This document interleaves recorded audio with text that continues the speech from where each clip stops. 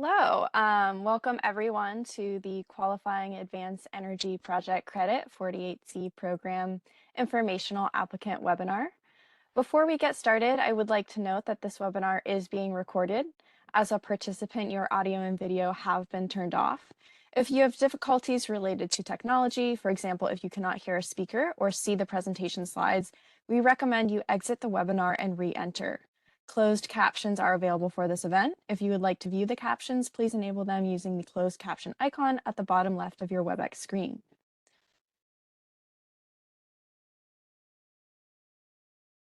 Just a few notices before we begin. Please note no new information other than what's provided in the IRS guidance will be discussed in the webinar. There's no particular advantages or disadvantages to the application evaluation process with respect to participating on the webinar today, and your participation is completely voluntary.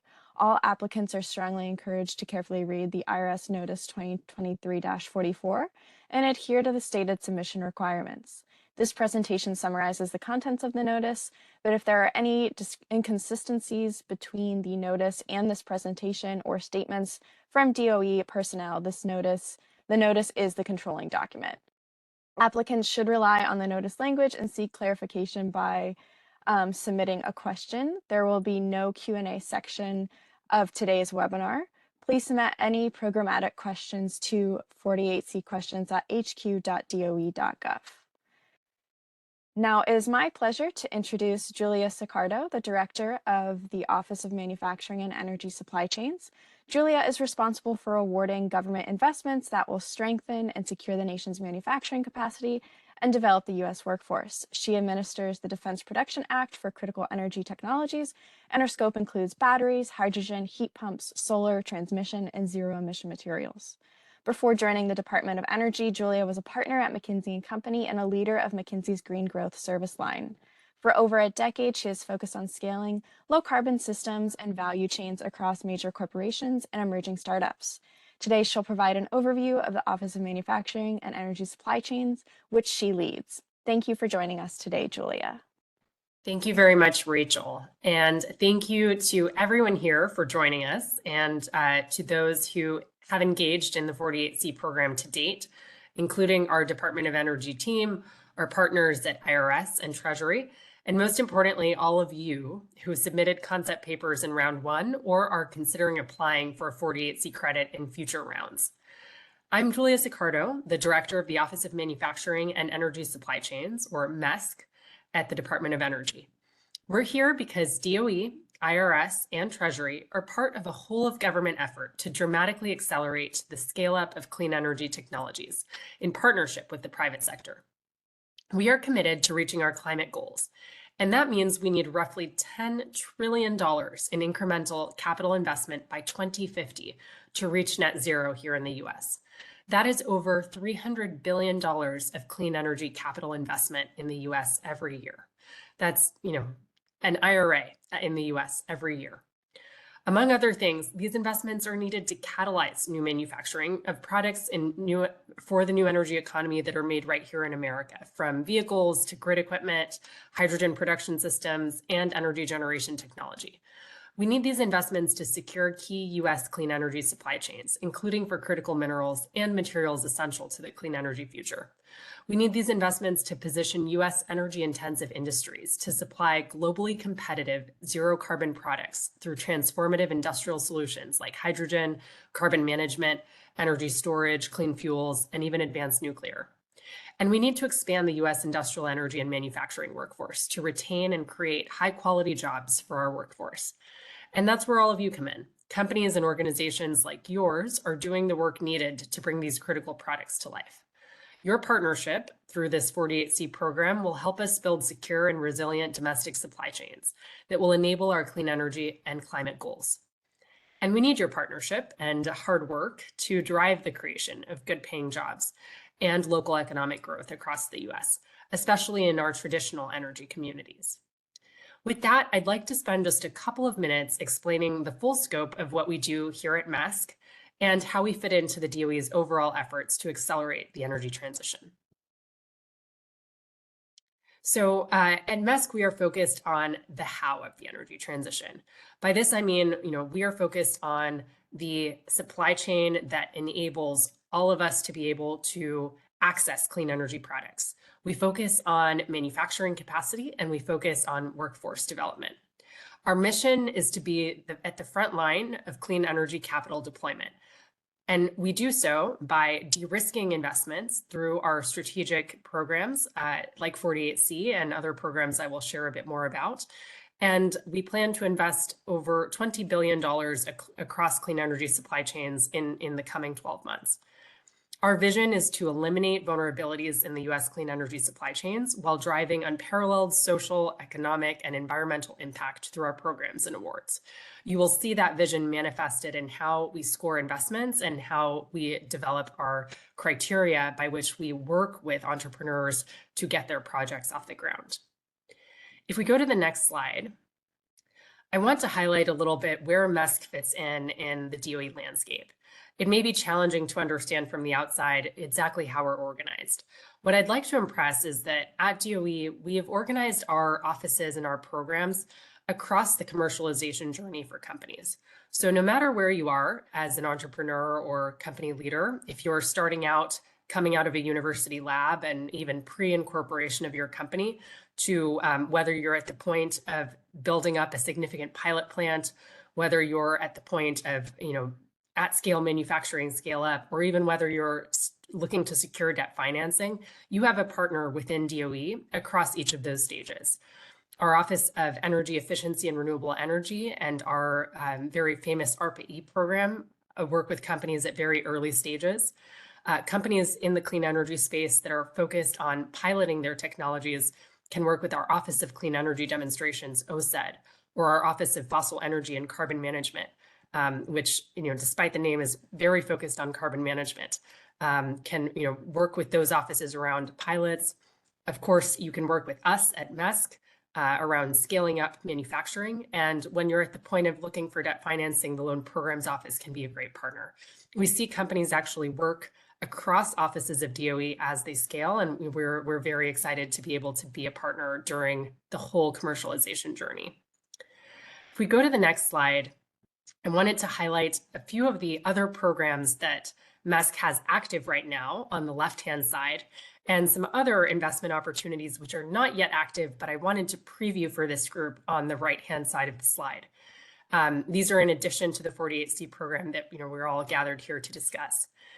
So 3 to highlight, which are active right now for your awareness. One is domestic manufacturing conversion grants, where we are working with automakers and companies within their supply chains that are currently focused on internal combustion engine production to support their transition to EV production. And we are making direct investments in their conversion projects up to $500 million in this grant.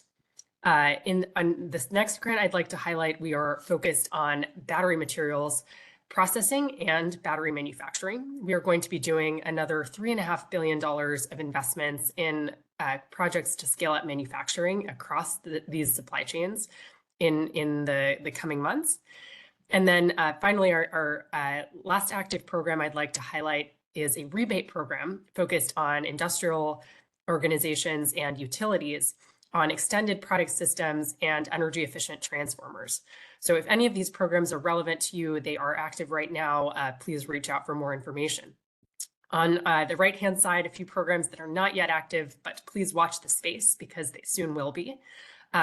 First, and very importantly, a second round of this program, 48C, but an even bigger round will be coming up next year. So if you've not had a chance to apply, please pay attention to that.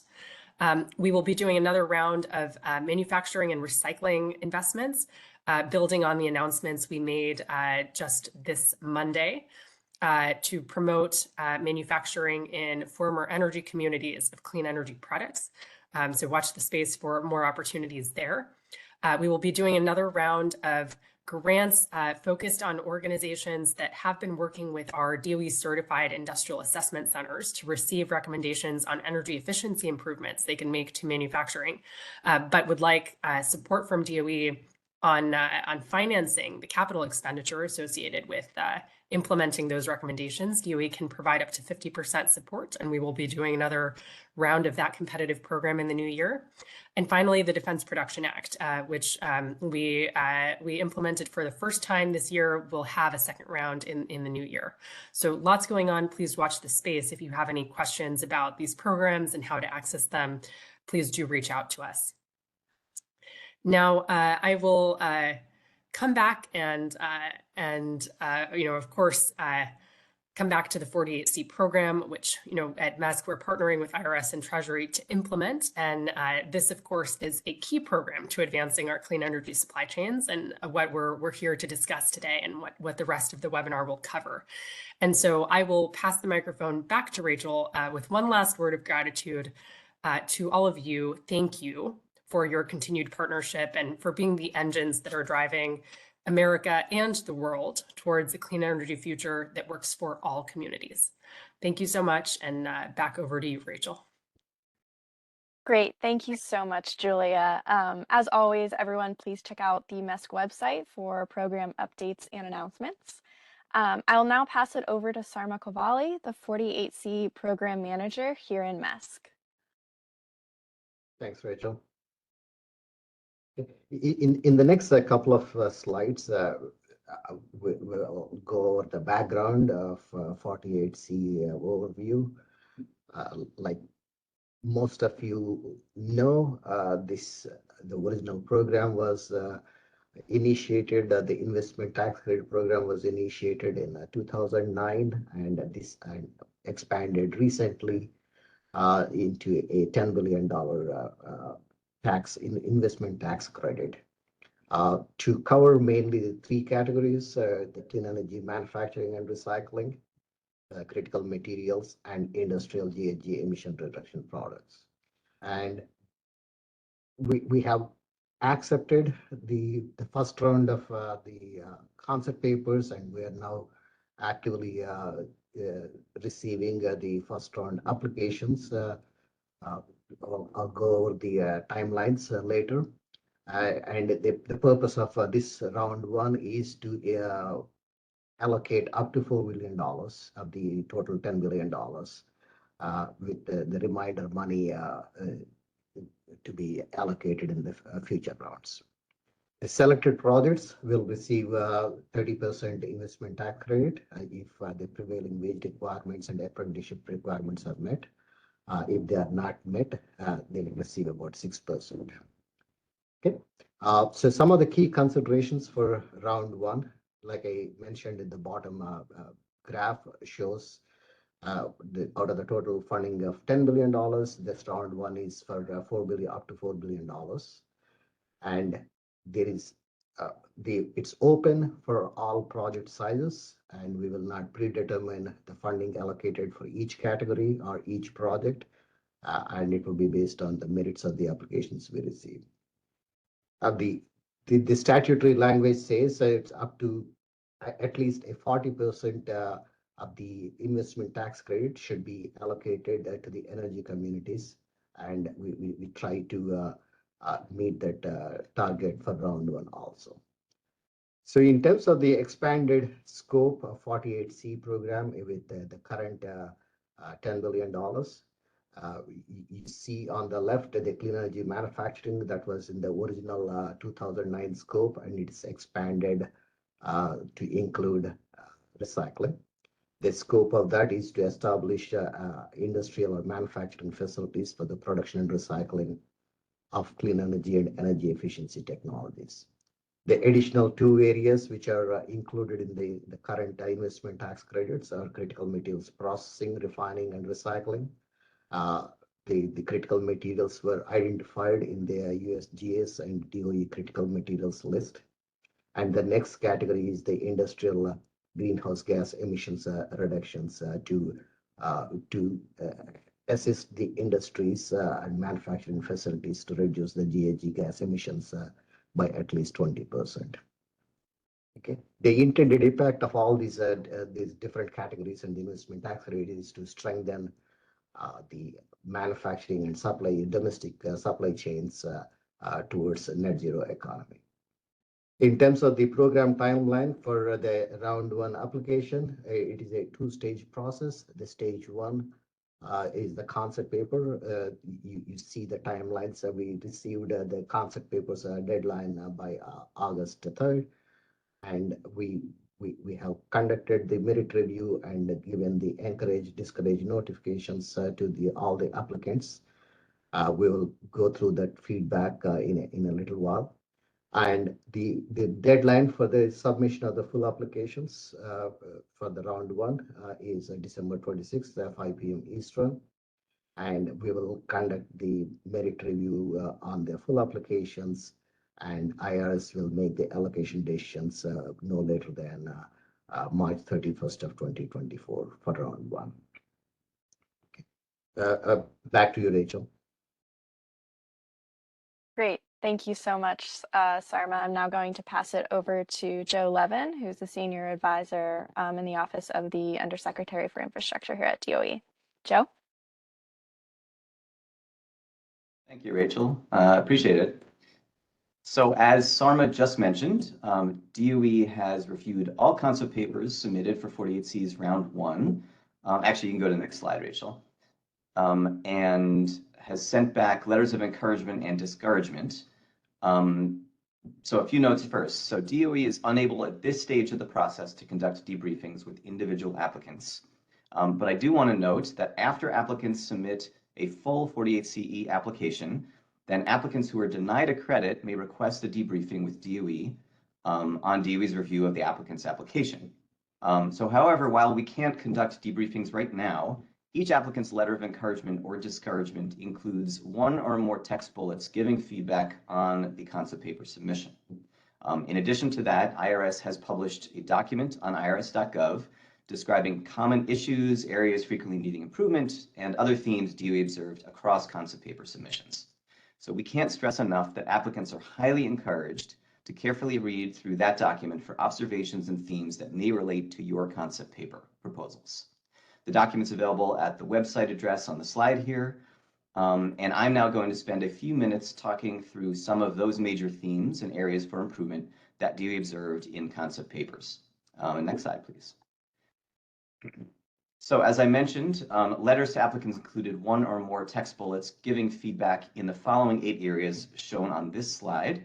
The Common Themes document posted on irs.gov includes a section for each of these 8 areas, which again, all applicants are encouraged to read. I will now go through these 8 feedback areas on the following slides and talk through some of the common themes DOE observed within each of these 8 feedback areas. So on to the next slide, we'll start with feedback area number 1. So for this one, the submission, in this case of feedback, the submission did not include sufficient detail in one or more of the following documents that were required by the IRS notice, and those documents are listed in the notice. That's IRS Notice 2023-44. So concept paper submissions that did not include sufficient information for DOE to complete a meaningful review against the program's eligibility requirements and against the technical review criteria, those were discouraged from submitting 48CE applications. The second bullet point here shows the sections of the IRS notice that describes both the required files and the content that DOE required in those files for concept paper submissions. And importantly, when looking ahead to writing your full Section 48CE applications, the third bullet here lists the sections within the IRS notice that describe the files and content required within those files for full applications. So it's very important to pay close attention to the requirements outlined in the IRS notice. It's important to know that when what we need to review your applications and to provide that information in the files we require, we need all that information to do a full review. On to the next slide, feedback area number 2.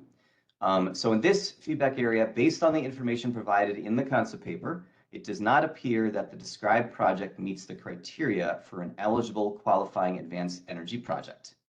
And that's as described in Appendix A of IRS Notice 2023-44 in the project category selected by the applicant. And we'll talk about that in a minute.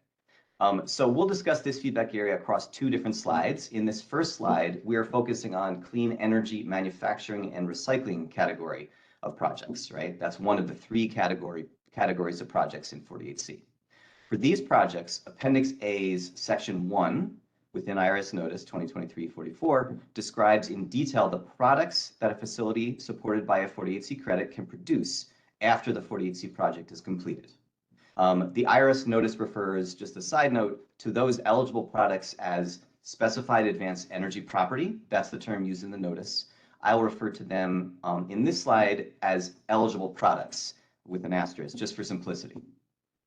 So in this slide, we are emphasizing that projects that deploy, produce, or procure an eligible product are not eligible under 48C's clean energy manufacturing and recycling category. What does that mean? That includes several common examples of ineligible product types. That includes, first, projects that deploy power generation facilities. So that's a project, say, that builds a solar power plant or other power generation facilities. Second bullet, that includes projects that deploy facilities that produce fuels such as biofuels or hydrogen, chemicals, or other industrial feedstock products. So by deploying a facility, we mean projects that build a biorefinery, projects that build a facility that will produce hydrogen itself. Those are not eligible, and we'll discuss that in a minute. And then third, the deployment of carbon capture, removal, use, or sequestration, CCUS technologies. On this third bullet, remember that this type of project that actually deploys those pieces of equipment in a facility, that may be eligible under the greenhouse gas emission reduction category, which retrofits existing facilities to reduce greenhouse gas emissions. But actually installing those CCUS equipment is not an eligible project under this category, clean energy manufacturing and recycling. So I would like to talk through this graphic briefly, just to explain the framework and place some of those bullets within it. So first, you see in that first row, facilities. There are two overarching categories of facilities in this framework to think about. The first is facilities that produce or recycle an eligible product. So that may be a facility that produces solar panels or components that go into solar panels, a facility that produces biorefinery equipment, such as fermentation vessels or pipes or other actual equipment. The second type of facility on the right side of the screen is facilities that deploy those eligible products. So that would be a solar power plant, any sort of power generation plant, a biorefinery that it will itself produce biofuels or produce hydrogen. So now it's important to note that those two types of facilities can coexist within the same company or even within or organization. They can even be inside the same building. But we think of these functions separately. A facility might be a manufacturing line that fabricates equipment on the left side of that screen, and on the right side, a separate part of the facility, a separate facility within a building that actually produces fuels, produces power. Now, finally, on the life cycle, these are the 4 steps to kind of go through those two types of facilities. On that first step on the lower left-hand corner, in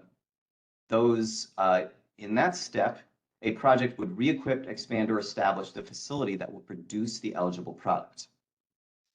So that production of the eligible product, for example, would be installing equipment in a facility so that once the 48C project is complete, that equipment could be used to fabricate solar panels, biorefinery equipment, etc.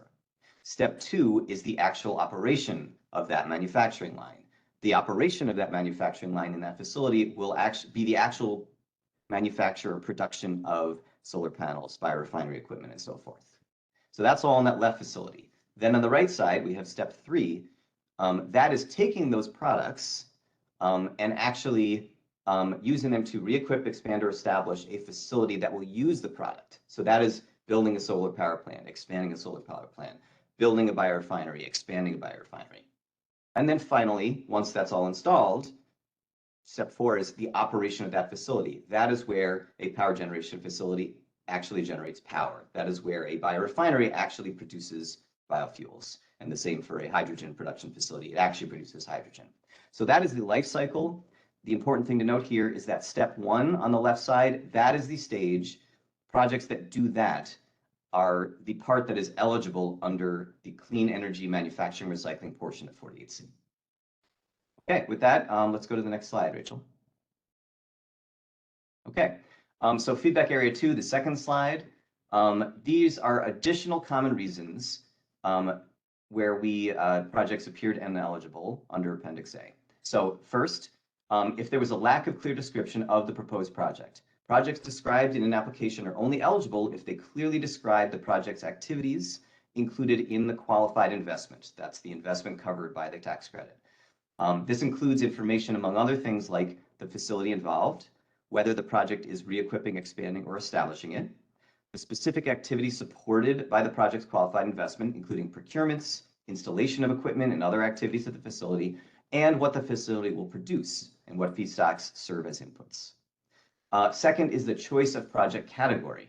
So by category, we mean the three categories under 48C.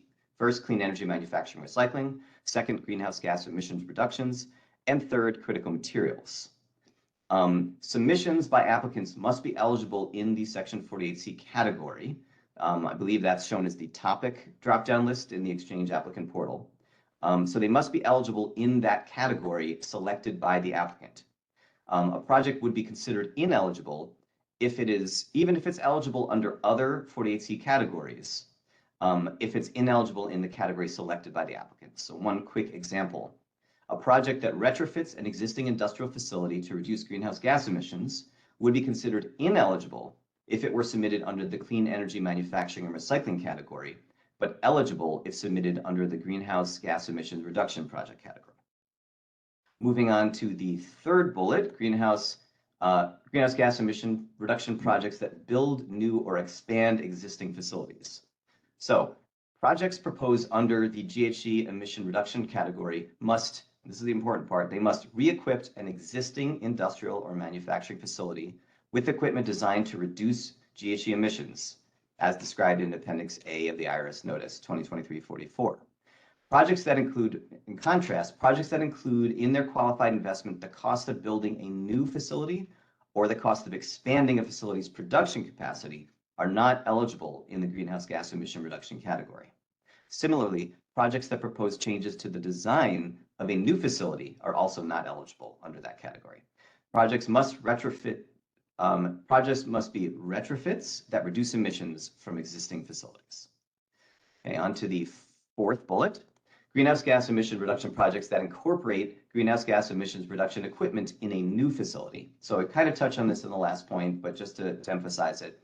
Projects proposed under the GHG emission reduction category must re-equip existing facilities, with the emphasis on the word existing.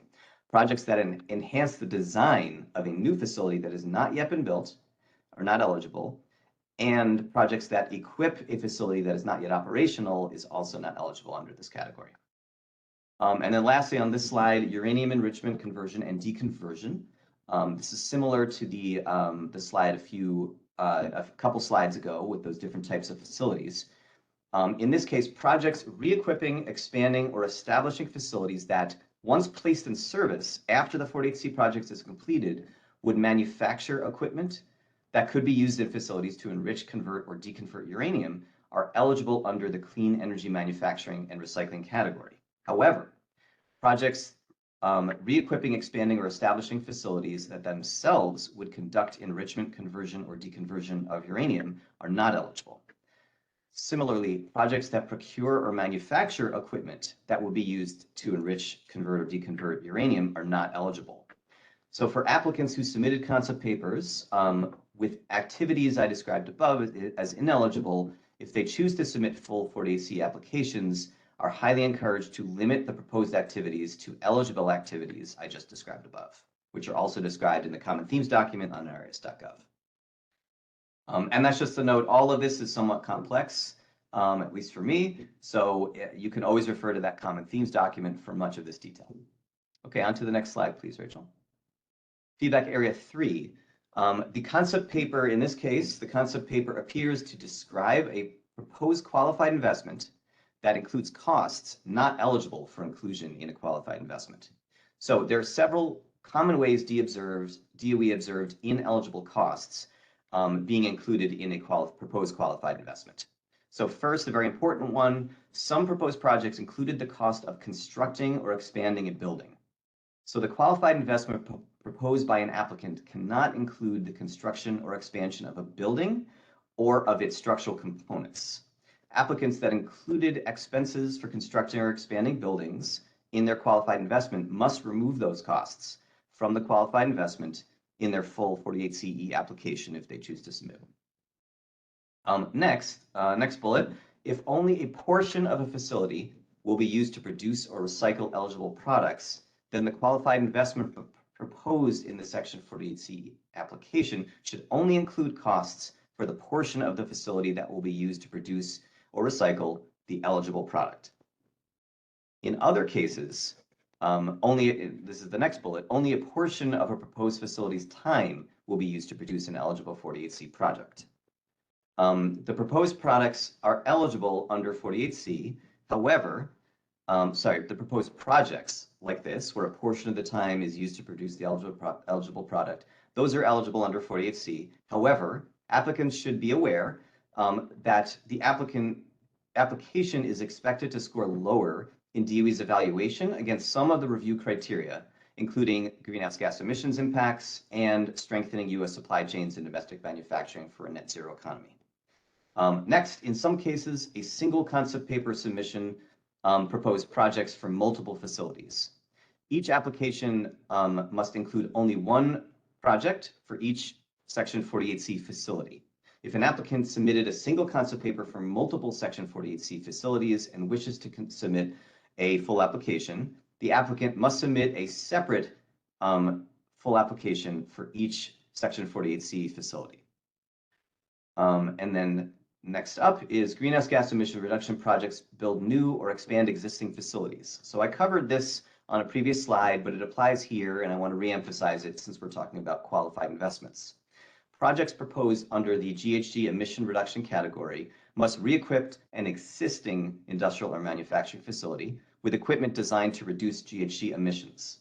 The qualified investment proposed by a project must therefore re-equip the industrial or manufacturing facility to reduce GHG emissions, and investments to expand that facility, for example, with additional manufacturing capacity, are not eligible costs to include in the qualified investment.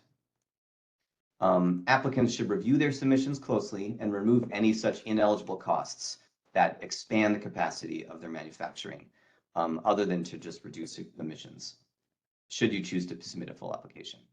And then finally on this slide, critical materials processing, refining, and recycling projects that equip a facility to drill, pump, or use other means to extract resources. So for this one, any activities equipping a facility to drill, pump, or use other means to extract resources would be ineligible for inclusion in such a 48C project's qualified investment, as these activities occur upstream of processing and refining. And this is the critical materials processing, refining, and recycling category. Downstream steps in the processing and refining of producing critical materials, such as physical refining, which could be filtration, separation, other techniques, and chemical or thermal treatment, would be eligible for inclusion in the project's qualified investment. And so applicants with this type of project who choose to submit applications are highly encouraged to remove from their application the cost of equipping a facility to drill, pump, or use other means to extract resources. Okay, on to feedback area number 4, please, Rachel. In this one, the concept paper appears to describe a project that would not be permitted or placed in service within the required timeframes. So applicants who receive an allocation letter for a credit must provide documentation to DOE within 2 years of receiving the allocation, demonstrating that they have received necessary permits and met other requirements of the program. After receiving a subsequent certification from IRS, applicants will have no more than 2 additional years to place the proposed facility in service and then notify DOE. So applications demonstrating evidence of timelines that would not meet these 2 timeframe requirements are highly unlikely to receive an allocation. On to feedback area 5, please. So the likelihood of commercial viability. This is one of the 4 technical review criteria. We don't have specific common themes to highlight here, but applicants are encouraged to closely review the specific criterion for commercial viability and all the details described up for it in the IRS notice that DOE uses. And we use this information to evaluate your applications. And on to feedback area 6. This is similarly, we don't have specific common themes for this To go over here for this criterion, that's the net impact of a proposed project on avoiding or reducing anthropogenic emissions of greenhouse gas emissions. But applicants are encouraged to closely review the IRS notice, where we lay out for full applications all the details that we are using to review this criterion. On to feedback area 7, please. 2 more to go. Well, 3 more to go, technically. Okay, so this one, ability to strengthen U.S. supply chains and domestic manufacturing needed for a net zero economy. So multiple products produced by a facility in one application, that's the first bullet. So in the case where applicants submit a single project for a facility that will produce multiple eligible products, it is important to note that DOE will evaluate the application by averaging the scores of each product together. So this means that combining a component or product that scores very highly against the 48C supply chain and domestic manufacturing criteria, so that can include products that are listed in the IRS guidance as a priority supply chain area. So combining those highly scoring products with a component that is a lower priority in the same application may significantly lower the overall merit and the overall score of that entire application. So DOE therefore encourages applicants in the clean energy manufacturing and recycling category to submit applications proposing projects that focus on manufacturing a single eligible clean energy product or component to avoid that issue. Second bullet, components not specialized for an eligible clean energy product. So eligible products proposed for manufacturing under the clean energy manufacturing and recycling category should generally be specialized components required for clean energy products eligible under 48C. Non-specialized components that are used broadly, including in products eligible for 48C and products not eligible for 48C credit, are likely to score low when evaluated against the 48C evaluation criteria. And finally, on this slide, lack of need for a 48C credit. A concept paper may have scored low on the supply chain review criteria if the concept paper did not demonstrate that a 48C tax credit is needed for the project to move forward, or that a 48C credit would significantly expand domestic manufacturing beyond what would occur without the credit. Applicants with this issue might consider other programs that might provide tailored support to their projects, such as loans or loan guarantees offered by DOE's Loan Program Office. If an applicant believes a 48C tax credit is needed to move the project forward or to significantly expand it in its proposed form in your concept paper, the applicant should work to demonstrate the need for the credit and to explain the differential impact to manufacturing capacity that would be enabled by the 48C tax credit in your full applications. All right, on to feedback area 8, workforce benefits and completed or proposed community engagement of the proposed project. So this is that fourth technical review criterion. So as described in IRS Notice 2023-44, the workforce and community engagement portion of the submission should be specific to the applicant's proposed project. Applicants are encouraged to see the criterion 4 in workforce and community engagement in the IRS Notice for detailed information about the criterion for the full applications. All right, and then last slide for this portion of the webinar, other topics observed by DOE across concept papers. So finally, DOE has observed several other common issues in areas frequently needing improvement across concept paper submissions. So just a few that we want to highlight. Large projects. So due to the limited amount of 48C credits available compared to the total credits requested by applicants, DOE is unlikely to recommend to the IRS projects with a very large qualified investment. Applicants with very large projects may consider reducing the proposed qualified investment in their round 1 full 48C application to improve their chances of receiving a 48C allocation. Second bullet, projects located in a 48C energy community census tract. For a concept paper submission that indicated its proposed project is located in a 48C energy community census tract, the project location in the 48C application must be located in a confirmed energy community census tract to be considered for a round 1 allocation. Applicants that indicated in their concept paper submission that their project is located in such a census tract must confirm that their proposed project is located in one of those census tracts using the resources provided by IRS and DOE. And you can see the URL on DOE's 48C landing page. Applicants are highly encouraged to use the tools at that site to verify that their project is a confirmed energy community census tract. And that is also listed in Appendix C of IRS Notice 2023-44. And then second to last, critical materials processing, refining, and recycling projects. We actually discussed this a few slides ago. And then the last bullet, research and development facilities. Facilities or portions of facilities that conduct research and development are not eligible under 48C. This is a manufacturing category, the clean energy manufacturing and recycling category. It's not for the purposes of conducting R&D. Facilities that produce eligible property and in doing so are also used for research and development purposes may be eligible for 48C credits, but the application must demonstrate that the proposed facility meets the requirements outlined in the IRS Notice 2023-44. So applicants should also note that applications will be scored according to the criteria in the IRS Notice, which are intended for facilities that produce or recycle eligible products.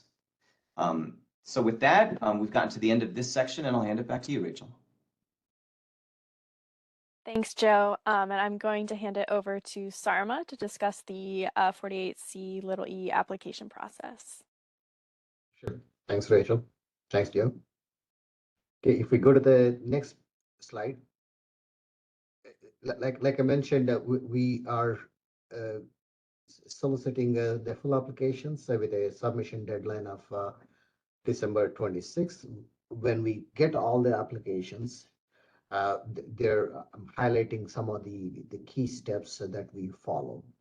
The first one is we'll make sure that the applications as submitted are compliant with the guidance language and they are eligible under the guidance language. What the feedback Geo provided, some of that information will be very helpful in making sure that the submitted applications meet the eligibility criteria.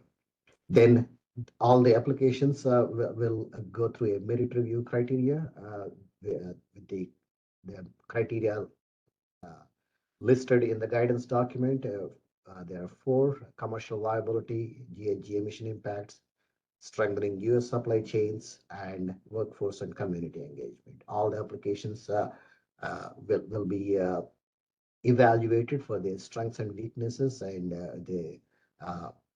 against these merit review criteria, and we will have a consensus scoring of each of the applications.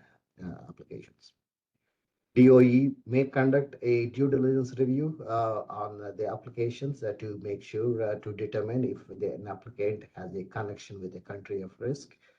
And then after all these steps, DOE will make, in addition to the compliance, eligibility, and the merit review, we may also consider program policy factors to introduce the diversity as specified in the statute. That includes the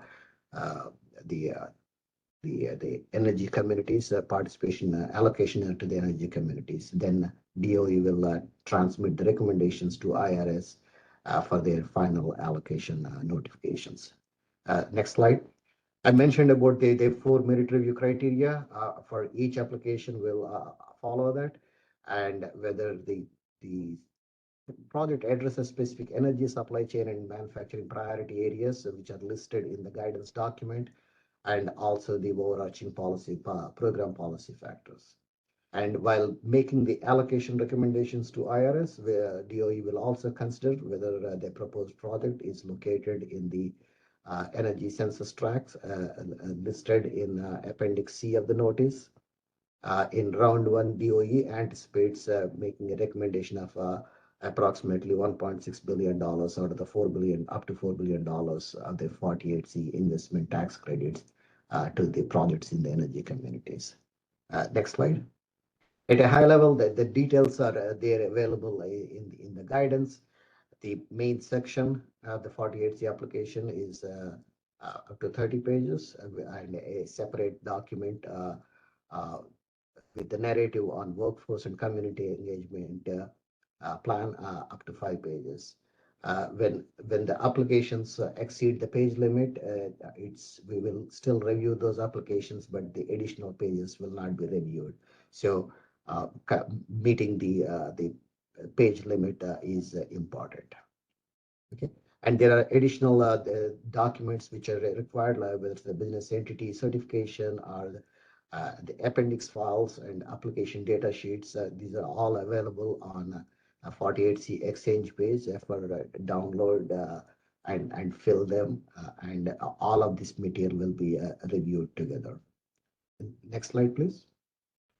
At a very high level, what we would like to see in the application content for each of the three categories, whether it's a clean energy manufacturing, critical materials, and GHG emission reduction. It kind of follows the same pattern as the merit review criteria. We want to, in addition to the project overview, the commercial viability, the GHG impacts, and the strengthening of the supply chains, US supply chains and domestic manufacturing. And same thing on the next merit review criteria on the community and work community engagement and workforce. We asked in the data sheets the details that will help us in conducting the merit review, which include the emission metrics, jobs metrics, and production capacity, and the category, so that we can do the analysis and evaluate the strengths and weaknesses and the overall strength of the application. I will not read through all the list. This is in the guidance document. What is the priority areas? Joe mentioned about the round one priority areas. They include all different forms of energy sources and the supply chains related to them, from clean energy, clean hydrogen to grids to solar to wind and advanced nuclear. Next slide, please. Similar to what we saw on the clean energy manufacturing application content, the GHG emission reduction category applications also follow a similar layout. In addition to the project overview, the, the narrative on commercial viability of the project and the GHG emission impacts, and strengthening of the supply chains and workforce and community engagement. If I go to the next slide. Okay. In the critical materials, I think there is a slide that the next one which talks about what are the critical materials. The DOE determined the final critical materials list, which is in the guidance document and on the 48C landing page. So the materials which are included in this list is what the priority areas for the critical materials for the round one applications. So next slide. Okay. So like I mentioned, at least $4 billion will be allocated to qualifying projects in the energy communities out of the $10 billion. So we would try to kind of maintain that ratio even round one of total tax credits of $4 billion. So we anticipate allocating around $1.6 billion in the energy tracks. It's on Appendix C on the guidance document, and like Joe mentioned earlier, it's on the 48C landing page on what constitutes a energy community census tract.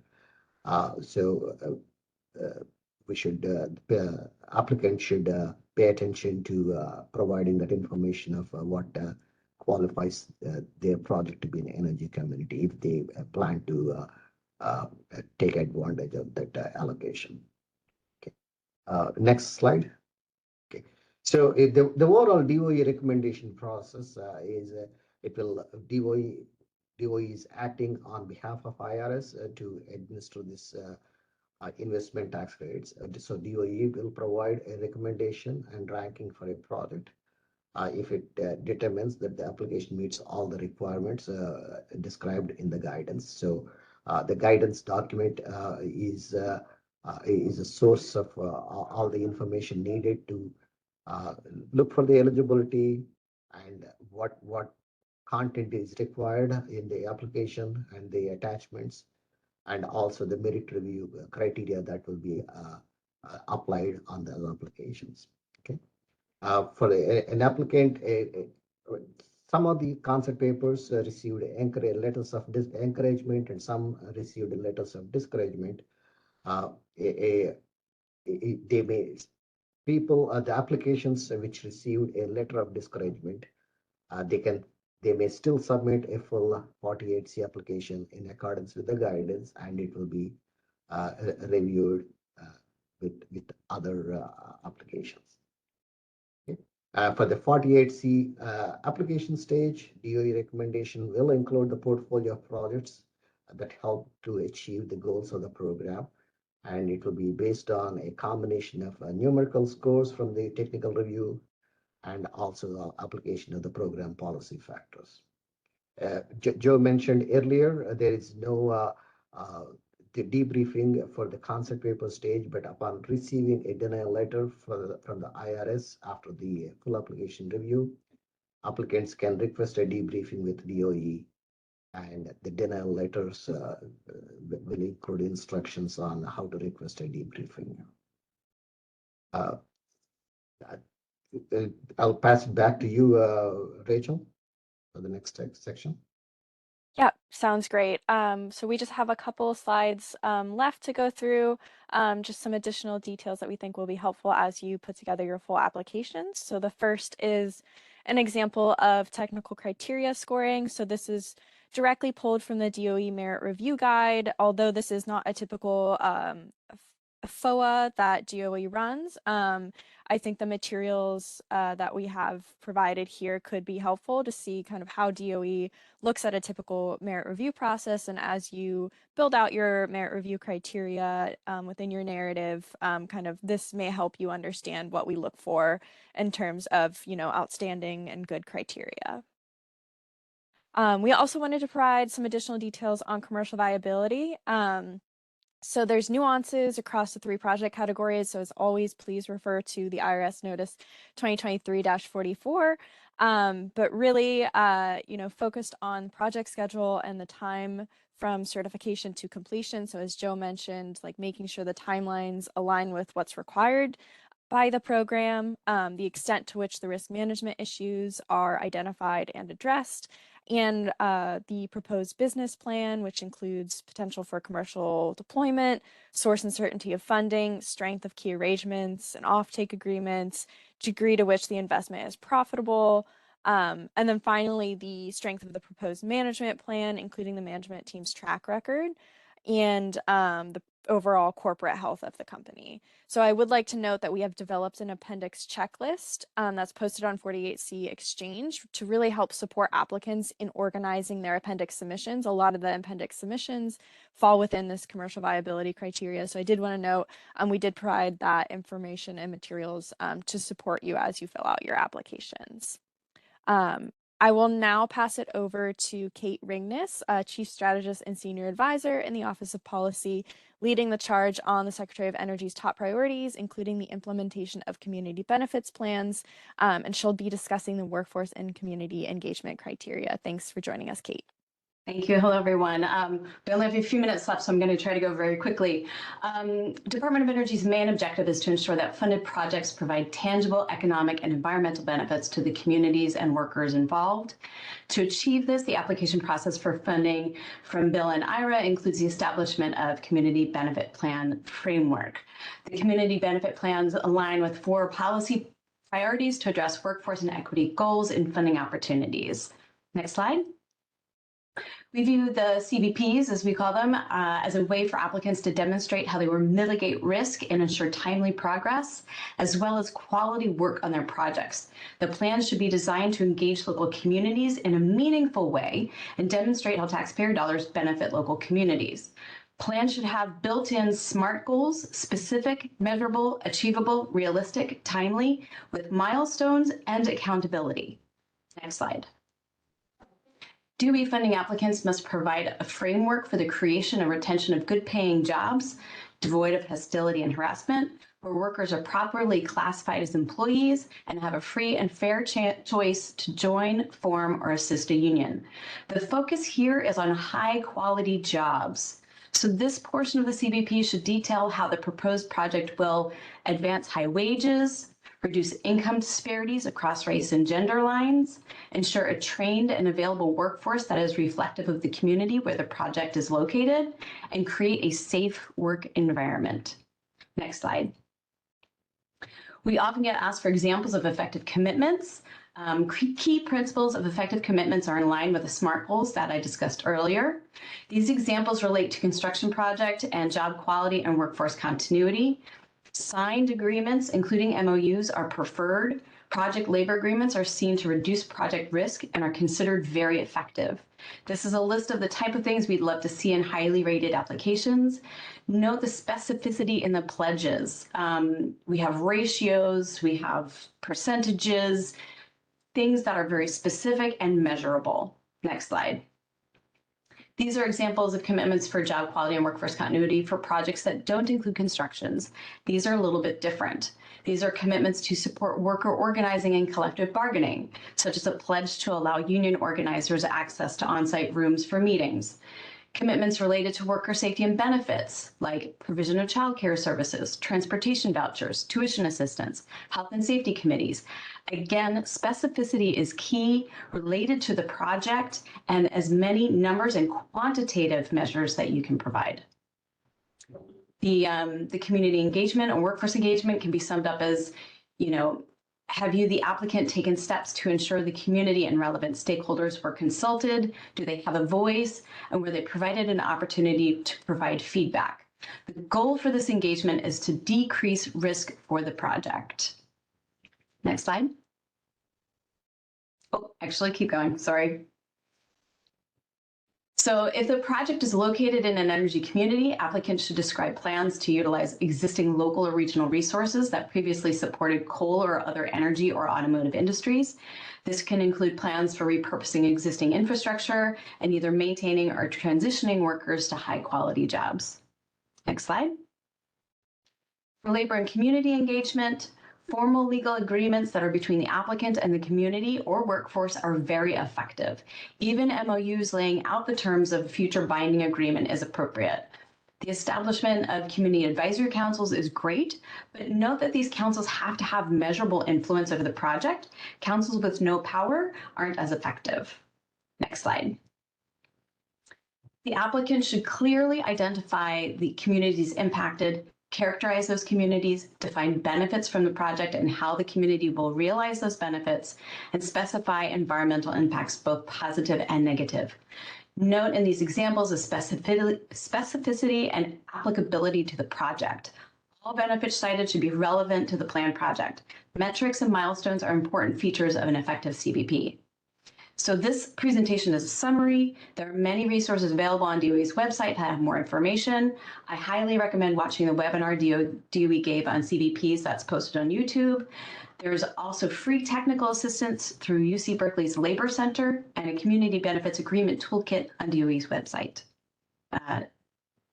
Next, back to you. Great. Thank you so much, Kate. I know we were kind of right on time there. So I do want to thank all of the presenters who joined us today, and thank you to everyone who joined online.